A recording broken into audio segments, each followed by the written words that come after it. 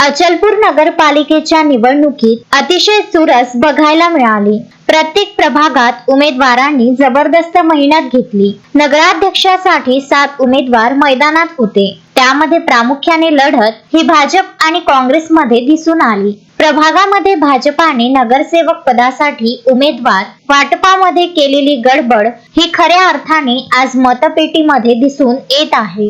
विशेष म्हणजे भाजपाने नगराध्यक्ष पदासाठी दिलेली उमेदवारी ही अतिशय दमदार स्वरूपाची होती। त्यामुळेच इथे भाजपाचा बोलबाला दिसून येत आहे। मात्र नगरसेवक पदासाठीची उमेदवार त्या पद्धतीचे सक्षम नसल्यामुळे नागरिकांनी खऱ्या अर्थाने आपला माणूस यावरच मतप्रदर्शन केले। अचलपूर परतवाडा शहर हे खऱ्या अर्थाने संवेदनशील म्हणून ओळखले जाते। निवडणूक असो किंवा इतर कुठलाही कार्यक्रम असो, त्यामध्ये हे शहर जिल्हाभर ओळखले जाते आणि याच पद्धतीची निवडणूक आज शहरातील प्रत्येक बूथवर बघायला मिळाली।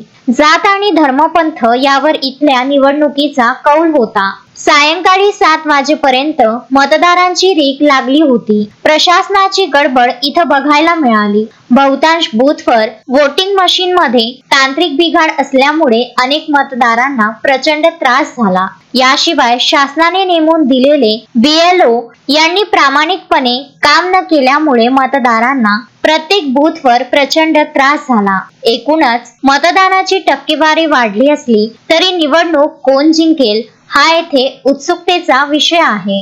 विदर्भ न्यूज करिता पंकज साबू सोबत ललित कांबळे, अचलपूर।